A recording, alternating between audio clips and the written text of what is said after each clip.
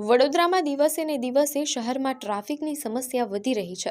સવારે 9 થી 10 વાગ્યાના સમયે અને સાંજે 6 થી 7, 8 વાગ્યાના અરસામાં શહેરના કેટલાક વિસ્તારમાં ભારે ટ્રાફિક સર્જાય છે।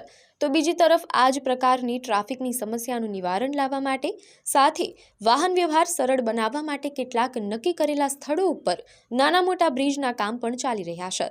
મહત્વનું છે કે વડોદરા શહેરમાં અંદાજિત 425 કરોડના બ્રિજના કામ ચાલી રહ્યા છે, જેમાંના કેટલાક વર્ષ 2027 તો કેટલાક ચાલુ વર્ષ 2026માં પૂરા થવાના આયોજન છે।